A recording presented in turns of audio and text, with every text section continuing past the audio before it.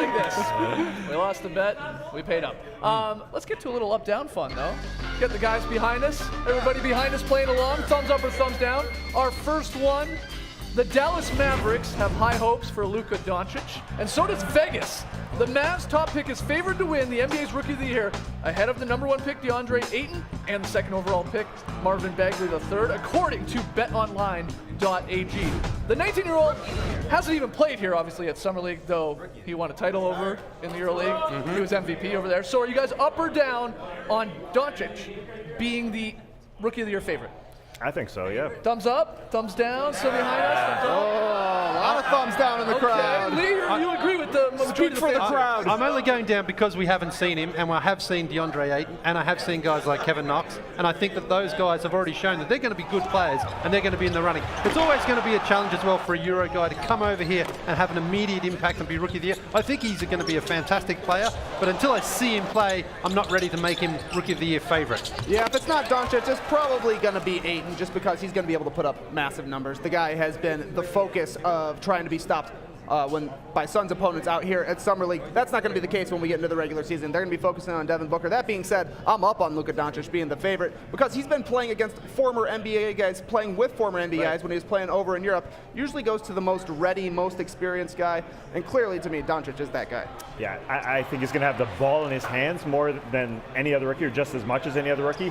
He's as polished as any other rookie. He's got the opportunity to get a lot of minutes as much as any other rookie. And he's got the aura. I like the fact that he hasn't played. You know, that's why he is up there, I think, in the odds. Yeah. Because he'd come down. There would be mistakes. If he had been struggling here or something like that. Of course. Right now, he's this unknown. Yeah. He's this foreign player, this god, this demigod right now. All right, let's hear from you guys out there on Twitter, #TheStarters, thumbs up or thumbs down. Our next one. It's been a weird free agency period for the Houston Rockets. Despite signing Chris Paul to a 4-year max deal, they lost Trevor Ariza to the Suns on the first day of free agency, and then yesterday they lost Luka Doncic, who went back to the Clippers. And maybe Melo's coming. What's going on here? They haven't signed a Capella as well. Are you up or down on the Rockets' very weird offseason so far? Yeah, at this point, I think you got to be down. Down. Look at these strong thumbs. Okay, majority of people down. But Lee, you're up. I'm up because they still got their first target, Chris Paul. They re-signed him. He didn't walk for nothing. Obviously, Mbamute and Ariza going is bad. And if Capella goes, then that's also bad. But they've still got a chance for Capella. I think if he comes back, overall, it's still going to be a success. And they're still obviously in the chance to get Carmelo Anthony. So I think it's still positive right now. But everything is about Golden State. And they were sort of on the verge of not having enough guys who could play against Golden State already. And then you lose Ariza and Mbamute, who played agaast Golden State. And then I'm trying to see. I can't quite see it. Yeah, right. And then they only have 6 guys back who played against Golden State. They've run about 7 though against the Warriors. So exactly, but now they're only 6, including Capella at 5, and I assume they're going to have Capella back. And who's going to be the 7th?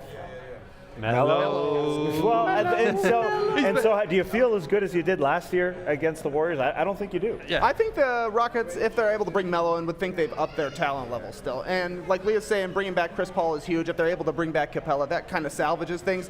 But they just lost the switchiness. They lost the thing that people said, well, this is maybe what is going to be the possibility for somebody to beat the Warriors, considering they were up 3-2. Going into Game 6, I just think it's a step backwards, and hopefully the Rockets are able to sort of right the ship for the way out of here. Like this thing on my head, they're a top-heavy team. They have 6 returning guys who played against Golden State: CP3, Harden, Gordon, Tucker, Green, and probably Capella. Who's going to be the 7th guy? Melo? Okay, there's your 7. Maybe Michael Carter-Williams, R.J. Hunter. I mean, they're just top-heavy. All right, final one here. Someone get Warren Legary on the phone. We got a great idea here from Jazz star Donovan Mitchell. Where's Albert Hall? Who wants to add a little more flavor to Summer League. On Sunday, Mitchell tweeted, there should definitely be a Summer League dunk contest. Eyes emoji. The fans seem happy with the Put up idea. your thumbs. Are you up or down? Are you up or down on the Summer League dunk contest? Yeah, this is a no-brainer, right? No haters here. Yeah. No-brainer. Who doesn't love dunks? Who doesn't love dunks? They let us call a Summer It's League sweaty, game. I know. They will let people do things what they want out here. We've got some super athletic guys who aren't going to ever have a chance to be in the NBA dunk contest. They take 4 a year. Let everybody dunk who wants to. Yeah, absolutely. And look, remember the last time they had the All-Star Weekend in Vegas, Gerald Green, he jumped over the Vegas blackjack table. right. We just get dressed up as showgirls again, and someone dunks over the 4 of us. No, but the point is, you can actually experiment with the format of the dunk contest That's as a well. good point. So, why not? Like, throw a few more guys in there, try some props, try without props, and see what works. You might find that ingredient that we've been missing the last few years. Hey, props for that idea, man. Hey. Props. Sweet. All right, we have to take another break. Let's hear from you guys on Twitter, #TheStars. I'm going to imagine everybody's up on a Summer League dunk contest. Good idea, Donovan Mitchell. Great idea. All right, when we come back, we're going to announce our all Vegas Summer League teams now that the preliminary round is done. There'll be some debating on this one. Don't go anywhere.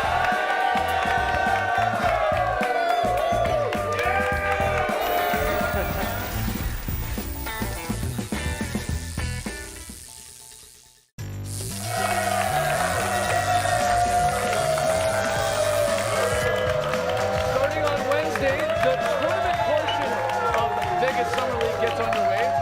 To check out the bracket, go to NBA.com to see that and the games. But now that that preliminary round of Summer League is in the books, all the teams have played 3 games.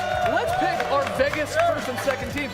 Here's a look at our all Vegas first team. Our guards, Wade Baldwin IV with the Blazers, Josh Hart from the Lakers, Jetty Osman from the Cavs, John Collins from the Hawks, and DeAndre Ayton, the #1 overall pick from the Suns.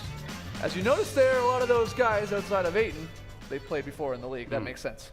Yeah, well, you see already from John Collins immediate growth and improvement from last season. The season ended in April for the Hawks. He's obviously been in the gym working on his game, knocking down those 3-pointers. He played 1 game and the Hawks were like, nah, you're done.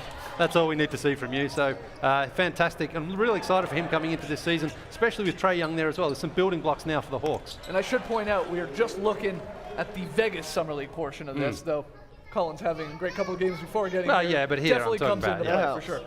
Well, you mentioned that most of the guys on our first team are second-year players or third-year players, but DeAndre Ayton, to me, has proved why he is the #1 pick this year in the draft. He was getting double teams in the first half of his first Summer League game, which is impressive. He didn't get to show the full breadth of his skills, I don't think, just because the way Summer League is maybe isn't totally situated perfectly for a big man to flash his game, but he was still able to score efficiently, still able to hit the glass, and do all the things you want to see a big man do besides scoring. We'll see him do more than just catch lobs and get offensive rebounds come season time. Primarily, what comprises Summer League are guys vying for their jobs, not the stars like DeAndre Ayton. So that's why Wade Baldwin on here is important to me, because I think he earned his contract here. His contract gets guaranteed over the next 10 days or so.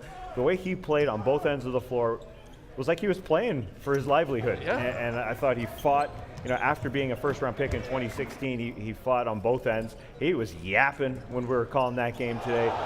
Defensively, Fiery guy for sure. And he's a real athlete, a true athlete. It was fun to watch him play. Let's take a look at our all Vegas second team. And this is tough to do because there's a lot of guys we're leaving off these lists, but we have as our guards Shai Gilgeous-Alexander. He came on the starters last night.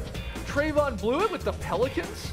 Kevin Knox with the Knicks has had some monster games here. Troy Brown Jr. from the Wizards, and our other forward, Carter Jr. there with the Bulls. We talked about him a little bit earlier. I'll start with Shai. He has shown an ability to get by anyone put in front of him. He can blow by absolutely anyone. He's very confident at it, and what I like is he can finish around the rim. He's had some crafty finishes, slick finishes, but he showed off at times a little pull-up jumper as well. Not getting all the way in there, pulling up around the free throw line and knocking it down. He's improved each game here for sure at Summer League. He's averaging 25 and 3. He's got 6 steals and 3 blocks. That's the Clippers are very happy, I would imagine, with this pick right now. Some people are labeling him the best point guard in the draft when you consider Doncic is there and Trae Young as well. So he's shown that this was a good pick by the Clippers, I think, and they're going to like him going forward. And he's a real big point guard, too. And I like how we put Trayvon Blewett out there with the Pelicans, because seemingly the Pelicans are always looking for a shooter. Definitely. Each and every year to play around Anthony Davis. They've got Nikola Mirotic there, and if Trayvon Blewett can shoot anywhere close to the percentage that he shot out here, he's going to play a lot. Yeah, it's a team that was very deep into the salary cap. That's part of the reason DeMarcus Cousins wasn't a huge target for them. So if they're able to get any sort of contribution from guys on small contracts, that really helps them out in the future. So that's who we have on our all Vegas first and second league Summer League teams. Right now, there's a lot of basketball still be played, but let's hear from you guys. Who should have been included in one of those 2 teams? Let us know at #TheStarters. We've got one more break. That's it. And when we return, a very solid play from a very solid showgirl.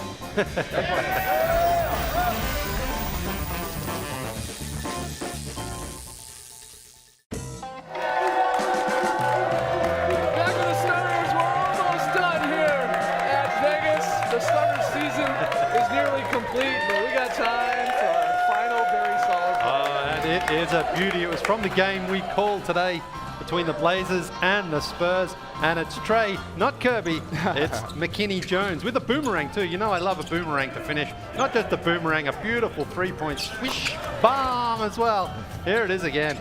Drops it off, goes back and gets it, turns around, knocks it in. That's what I call a very solid play. Very solid. It must be the last show of the season because Lee Ellis is excited. It's time for the play of the day. We showed you some great highlights, some great dunks throughout all these games. Well, let's sneak you one pass here. George Niang, the touchdown. Just give it a little tap, tap, taparoo. We're yinging, we're George Nianging with that pass. I love it. Great stuff right there. Now it's time for a little different thing we'd like to squeeze in here. The Celtics' Gordon Hayward and his wife Robin have 2 daughters. Here they're revealing the gender of their 3rd child, and Gordon was very excited. Say, Daddy, can you help me? Help me. Okay. Ready? Yeah. Whoa! It's a girl!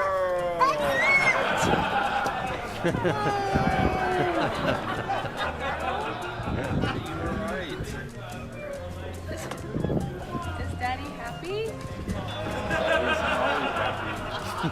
Daddy's always happy. So good. He's always happy. All right, the tournament portion of Summer League starts on Wednesday. Go to NBA.com to check out the bracket and the games. That's it for us. Thanks so much to the fans. Thanks to everyone in the truck, everyone here on set for making, well, this magic happen. We'll have a drop-off podcast for you guys on Friday, so check our iTunes feed. All right, thank you so much for joining us, folks. And remember, this stays in Vegas. Yeah, it's right here. Embrace the summer, people.